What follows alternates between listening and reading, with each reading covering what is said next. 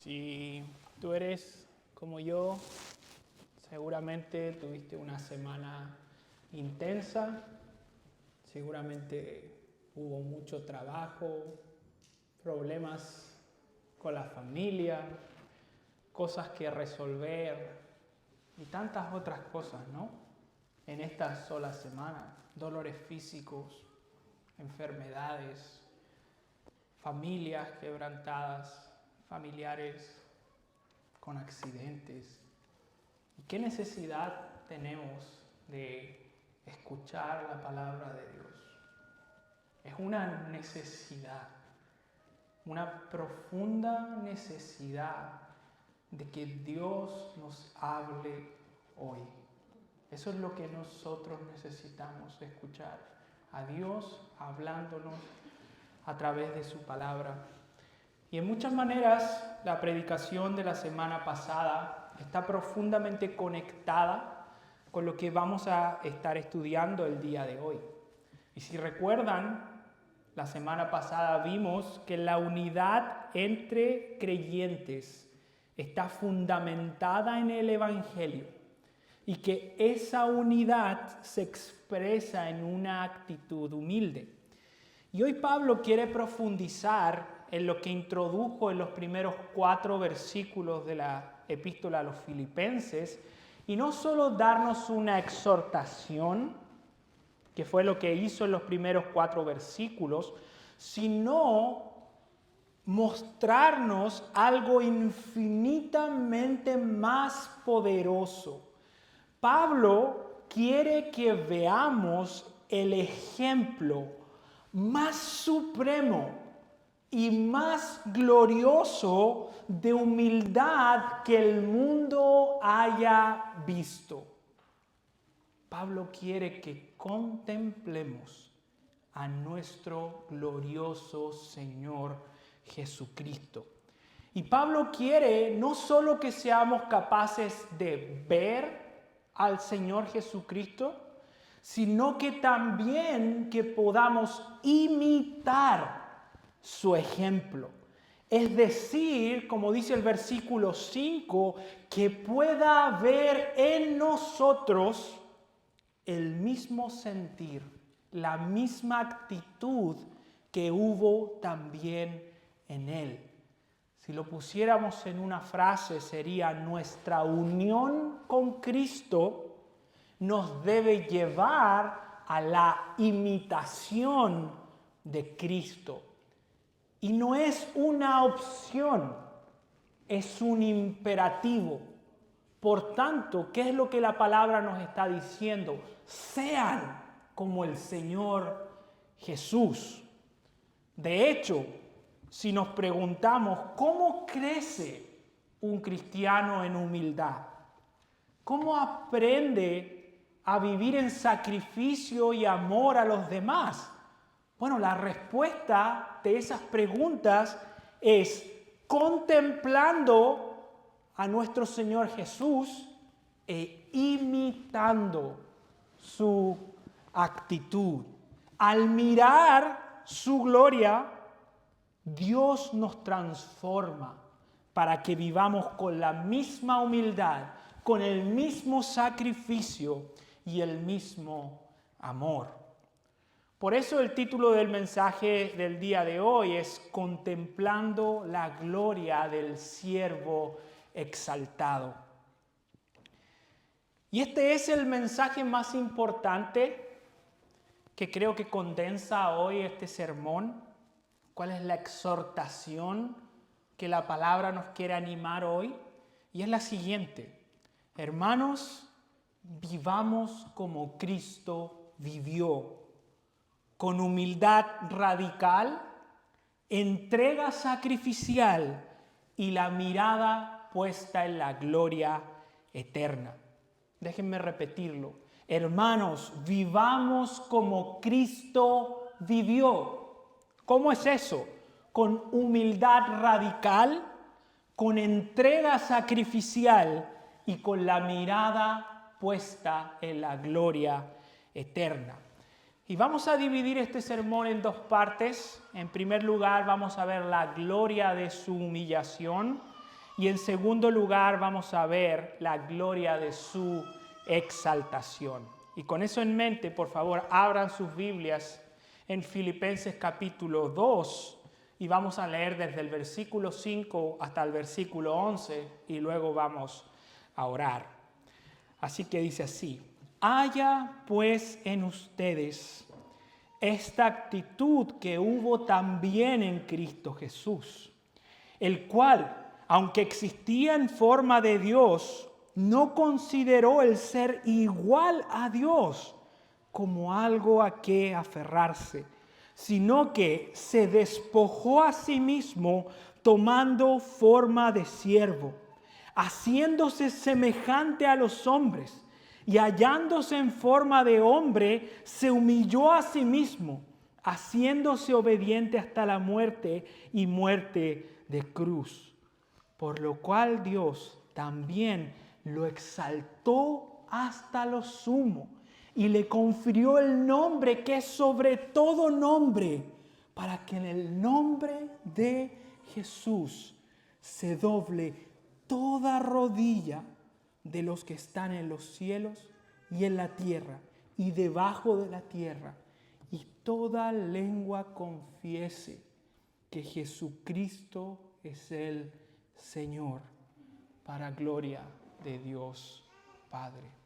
Vamos a orar.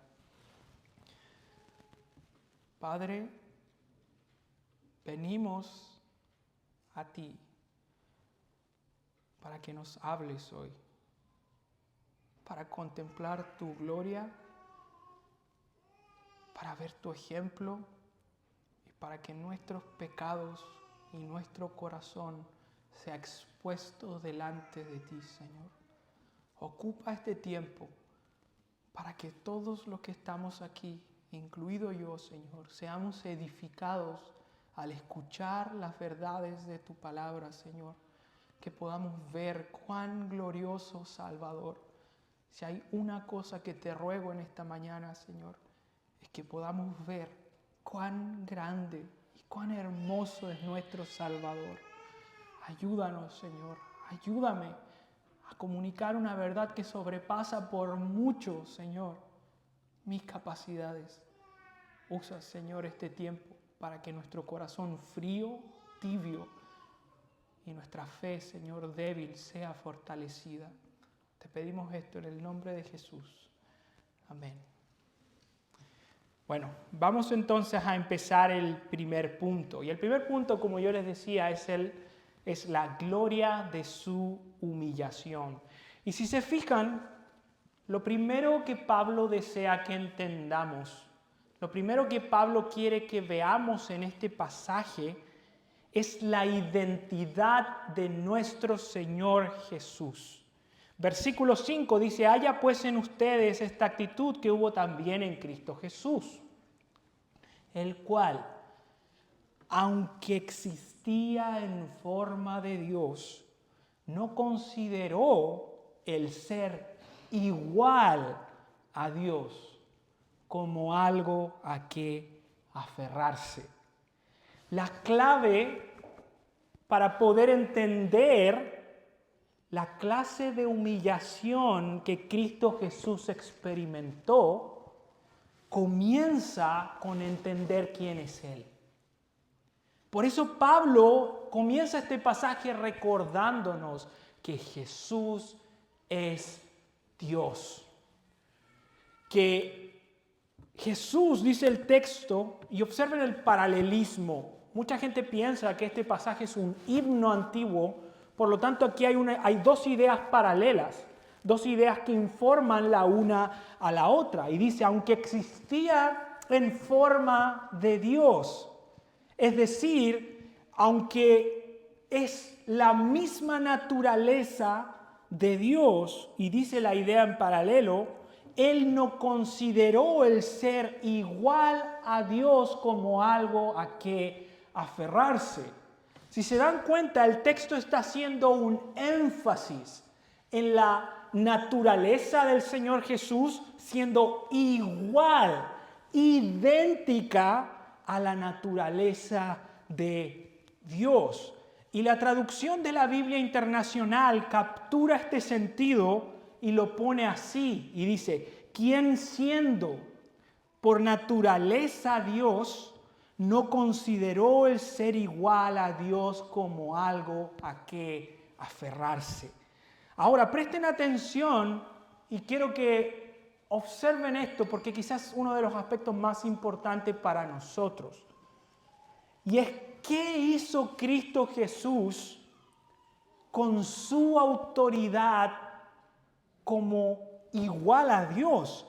Y el texto dice que Él no consideró su igualdad con Dios como algo a que aferrarse, es decir, Él voluntariamente decidió no utilizar sus derechos, sus privilegios, sino que decidió asumir una posición de siervo. Él, siendo Dios eterno, no se aferró a su gloria, sino que decidió voluntariamente ocultarla delante de los hombres y tomar una forma de siervo. Eso es un modelo para nosotros. Esa es la humildad cristocéntrica. Yo no me aferro a mis privilegios, yo no reclamo mis derechos, sino que yo renuncio a ellos por el bien de los demás. ¿Saben por qué nos cuesta tanto imitar esta actitud? Porque somos defensores profesionales de nuestros derechos. Vivimos como si todo el mundo nos debiera algo. El derecho a mi tiempo, el derecho a mi descanso, el derecho a mis cosas, el derecho a lo que yo deseo. Y cada vez que alguien nos quita o interrumpe alguno de nuestros privilegios o se interpone entre nuestros deseos, surge lo que verdaderamente hay en nuestro corazón: egoísmo, impaciencia, enojo, orgullo. Y tú sabes quiénes son las personas que más sufren con eso. La gente que tenemos más cerca. La gente que decimos amar más. Nuestros esposos, nuestros hijos, nuestros amigos, nuestros hermanos en la fe. Es tan triste ver lo que el orgullo puede hacer aún en los creyentes. Sus efectos son visibles y destructivos. Tú puedes observar personas tan aferradas al poder, al control, que cuando lo pierden están dispuestos a destruir a todos a su alrededor con el solo hecho de aferrarse a lo que tienen, a sus derechos, a sus cosas, a los que creen que les pertenece. Pero mis hermanos, nosotros no hemos aprendido así de Cristo. No debe ser así en nosotros. El corazón de la humildad cristocéntrica es justamente lo opuesto. Ese es el modelo de nuestro Salvador. No exigir mis derechos como algo a que aferrarme, sino cederlos por amor. Y Cristo es nuestro ejemplo, quien voluntariamente, siendo por naturaleza Dios, decidió humillarse. Y el texto nos muestra dos maneras en que Cristo decidió humillarse. Primero, el texto nos dice que Cristo se humilló al encarnarse. Observen el versículo 7 conmigo. Sino que se despojó a sí mismo, tomando forma de siervo, haciéndose semejante a los hombres. Y aquí, mis hermanos, se nos revela una de las verdades más gloriosas del Evangelio. Dios se hizo hombre. El Verbo se hizo carne. Y el texto hace un énfasis en que luego de su encarnación, nuestro Señor Jesús tiene dos naturalezas. Una naturaleza en forma de Dios, la que es igual a Dios, y una naturaleza en forma de siervo, que es semejante a los hombres, pero sin pecado. Y no quiero que pase esta idea rápido por tu mente, diciendo, sí, yo sé, Cristo se hizo humano. Yo sé, Cristo se encarnó. Y para un segundo, piensa lo que acabamos de leer hace un segundo atrás. Escucha, el Hijo eterno, santo, inmutable, impasible, resplandeciente en gloria que nadie había visto jamás, el que creó el universo y lo sostiene con su palabra, ese mismo Hijo se hizo hombre, asumió nuestra carne, nuestra debilidad, nuestra condición, tomando la forma de un siervo. Cristo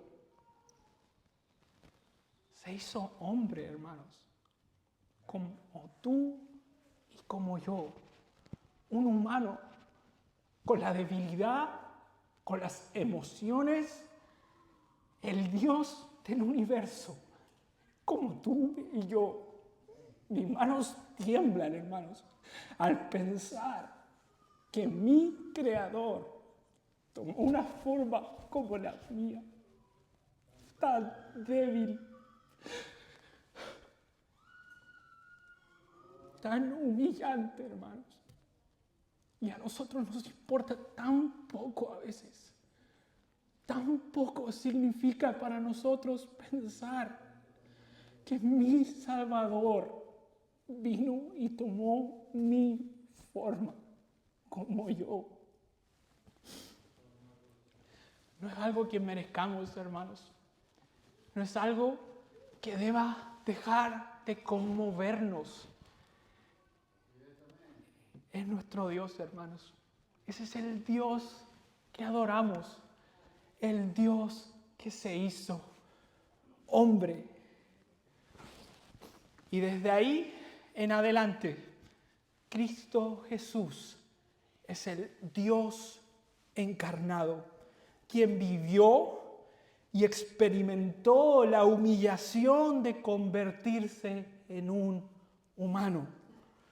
Por eso Pablo ocupa la palabra ahí, despojarse a sí mismo, como una metáfora que implica o demuestra lo que es rebajarse, asumir la naturaleza humana.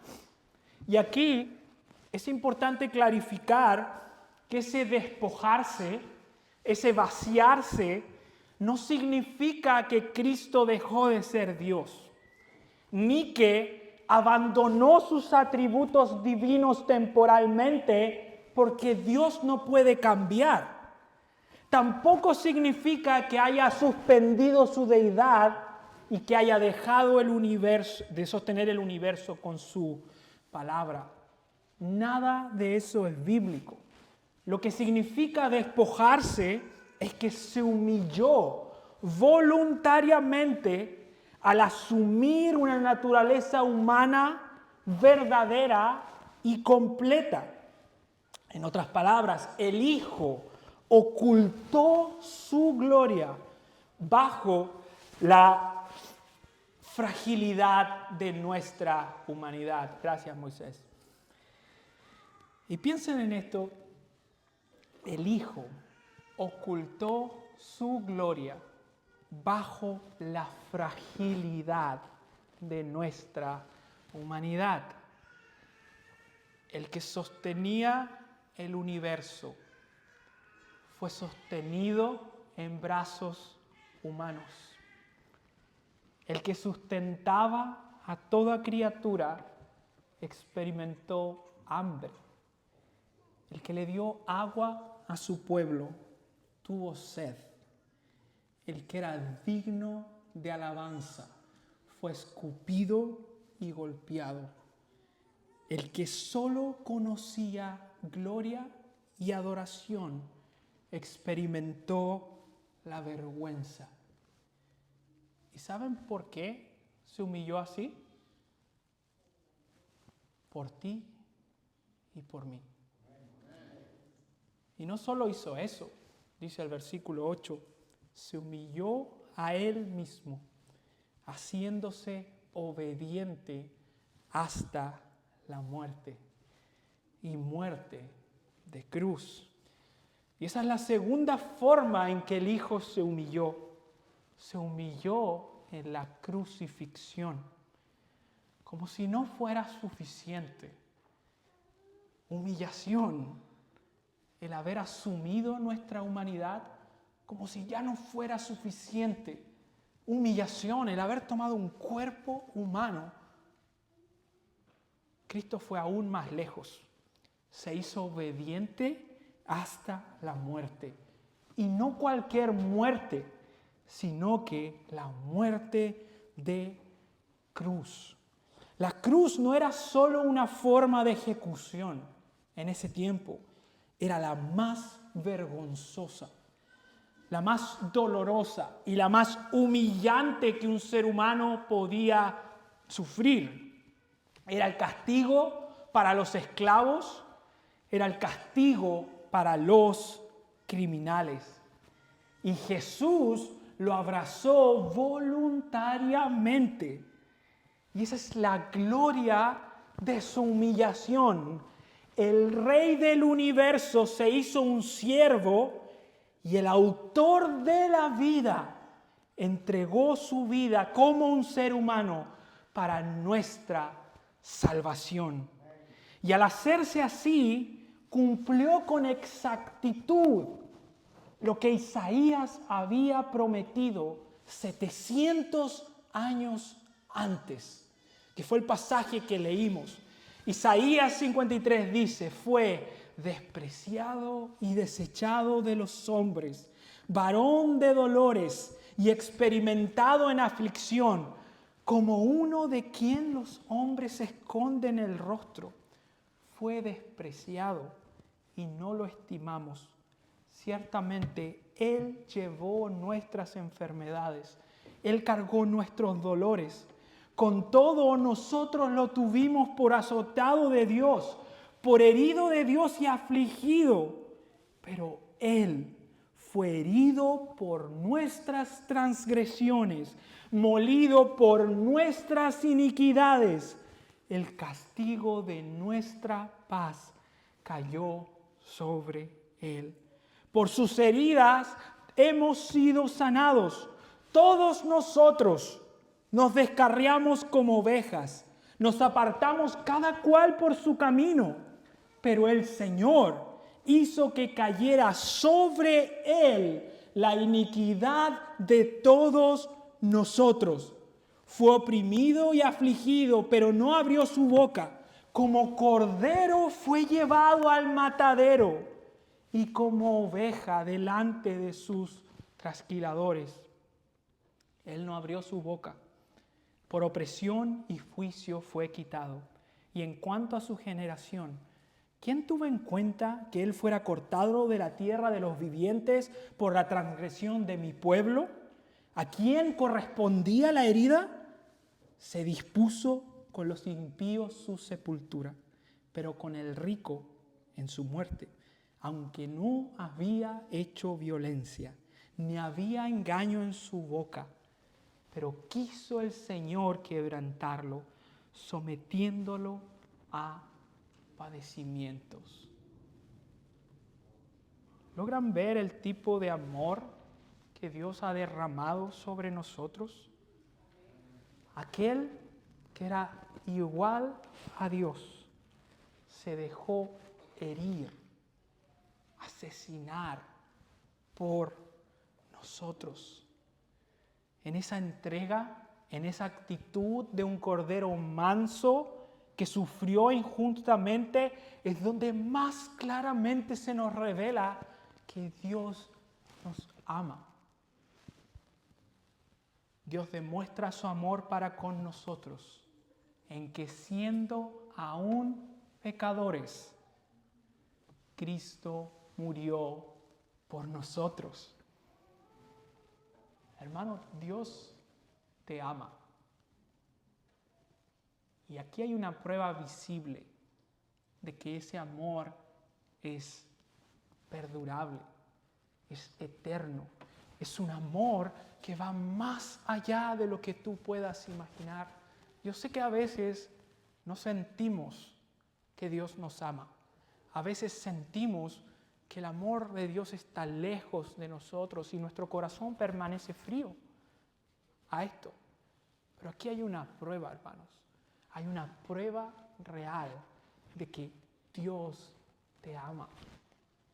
Dios te amó a tal punto que dio a su Hijo para que tú tuvieras vida eterna, para que tus pecados fueran perdonados, para que el castigo que tú merecías fuera puesto sobre Él. Y ese es el escándalo de la cruz. El justo fue herido por los injustos. El Creador en su humanidad fue traspasado por sus propias criaturas. Y todo para salvarnos. Esa es la única razón, mis hermanos, por la que tú y yo podemos experimentar la paz con Dios. Porque Cristo Jesús, el Dios encarnado, vivió por nosotros, murió por nosotros y resucitó para darnos vida. No hay otra esperanza, no hay otro camino. Es precisamente por quien es Él, el Hijo eterno, sin pecado, perfecto en santidad y gloria, que su sacrificio fue aceptado por Dios. Y es por ese sacrificio que pecadores rebeldes como tú y yo podemos tener paz y estar reconciliados con Dios. Y hay dos cosas que quiero enfatizar antes de cerrar este punto. Primero, ven lo grotesco que es el orgullo y la jactancia delante de Dios. Y esta palabra es la que estoy usando, lo grotesco, lo horrible, lo horrendo, que es el orgullo delante de un Dios santo y un Dios humilde y manso como es en Cristo. Si Cristo, quien merecía todo, no tuvo esa actitud, ¿cuánto menos nosotros, pecadores y frágiles, deberíamos tener eso?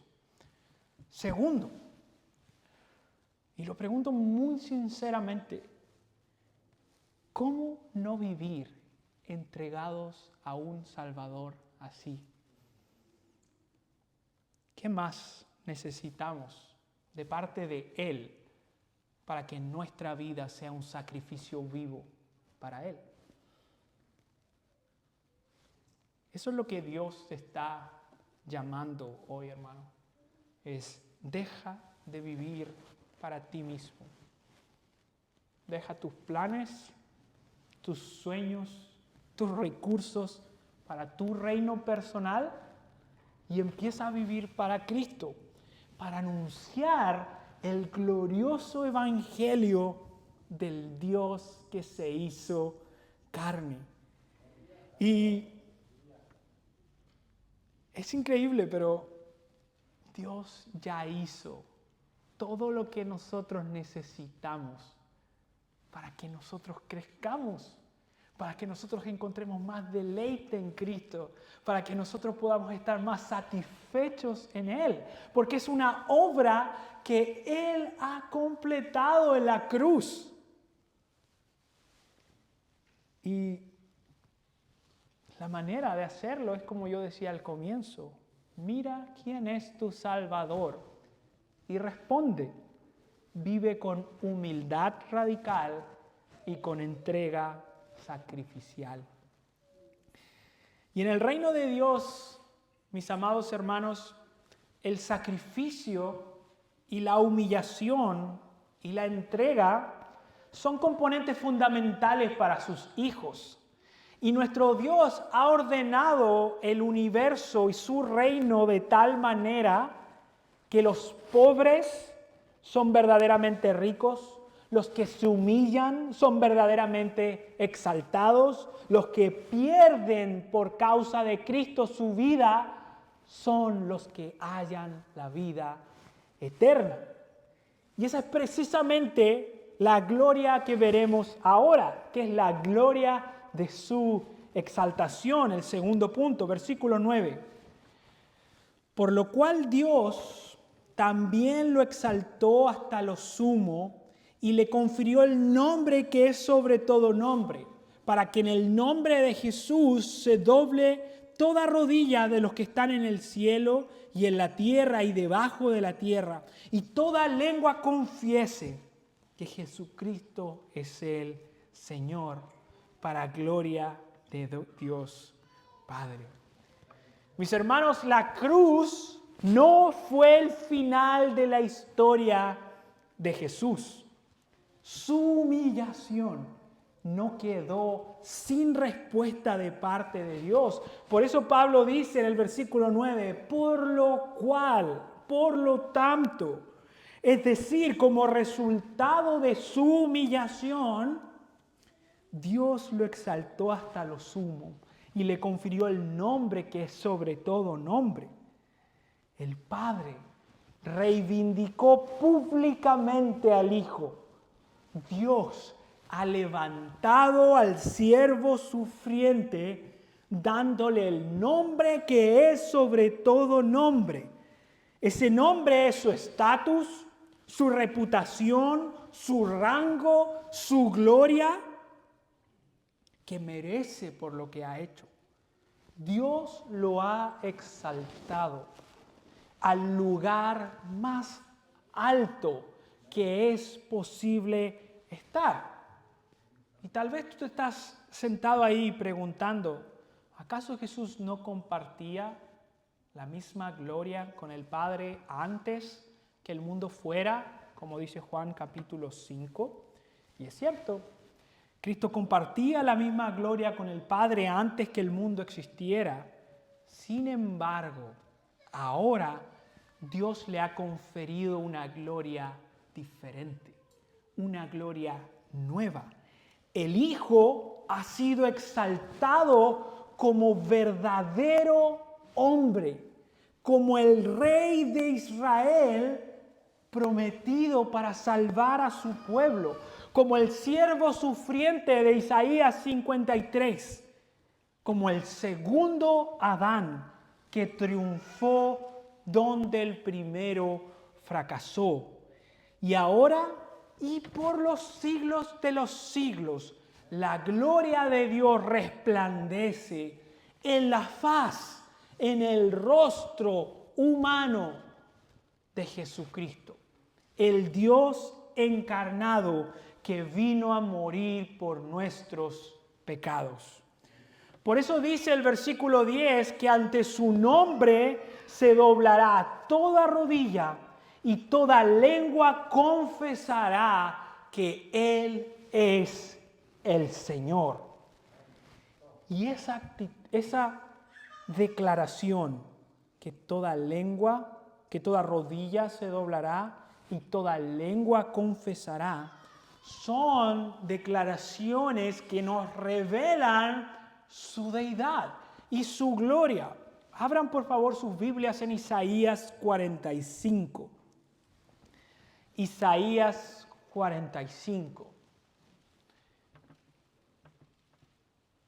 Desde el versículo 20, Isaías 45, desde el versículo 20, quiero hacer énfasis de nuevo en que esa declaración, ante su nombre se doblará toda rodilla y toda lengua confesará que es el Señor, nos comunica un mensaje muy poderoso.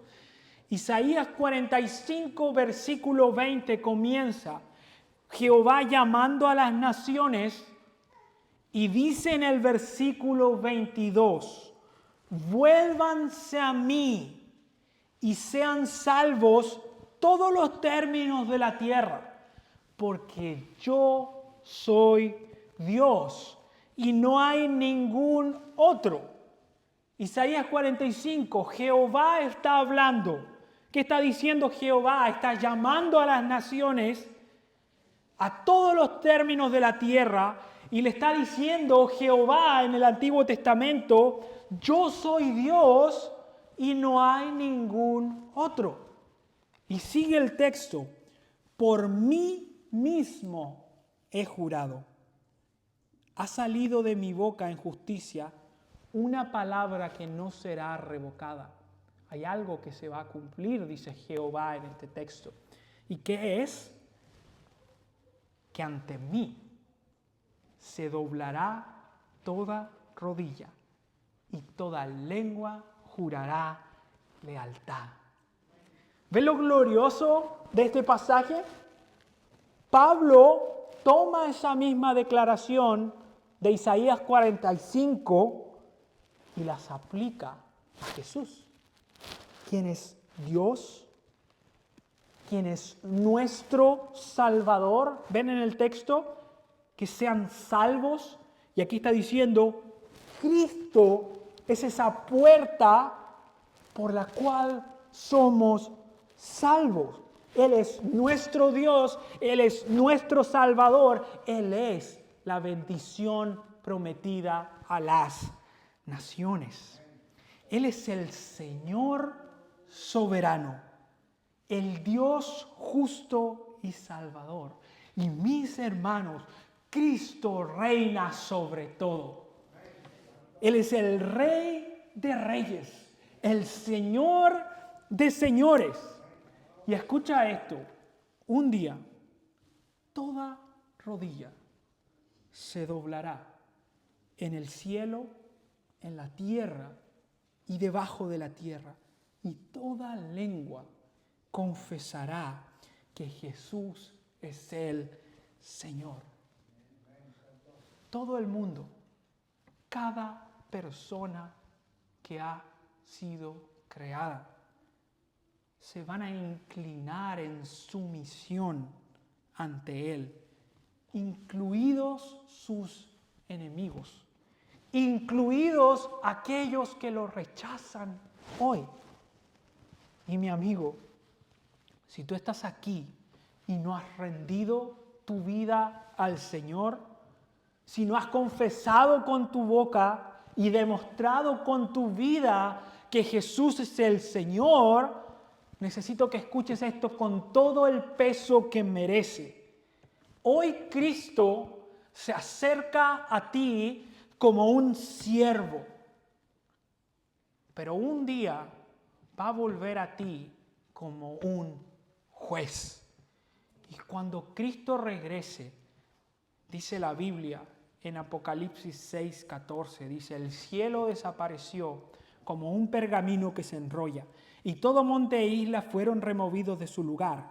Los reyes de la tierra, los grandes, los comandantes, los ricos y los poderosos, aún los más altos, y todo siervo, aún los más bajos, y todo libre, se escondieron en las cuevas y entre las peñas de los montes, y decían a los montes y a las peñas, caigan sobre nosotros.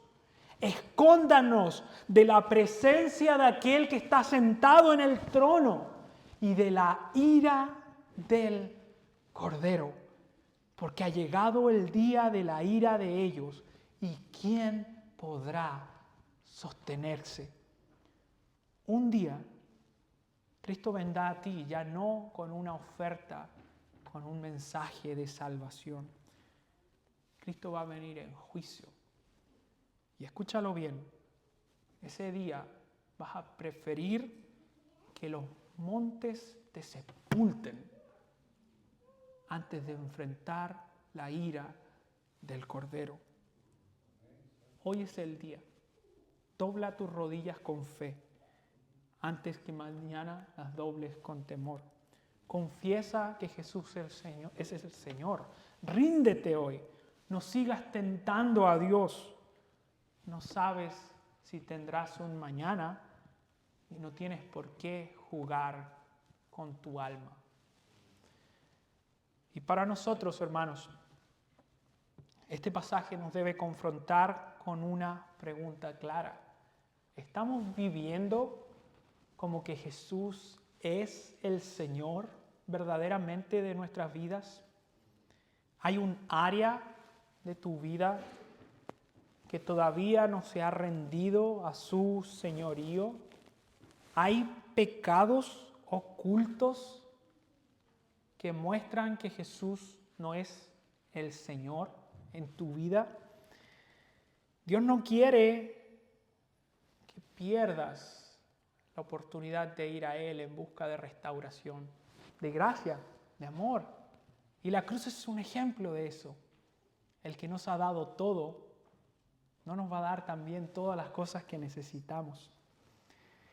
Él quiere que tu vida sea profundamente transformada. Él quiere reinar en tu hogar, en tu trabajo, en tus pensamientos, en tus decisiones. Y eso es lo glorioso de la encarnación, ¿no? Que podemos acercarnos a Él con confianza, porque Él nos entiende. Él realmente nos entiende. ¿Por qué? Porque se hizo hombre. Por tanto, puedo traer cualquier área de mi vida.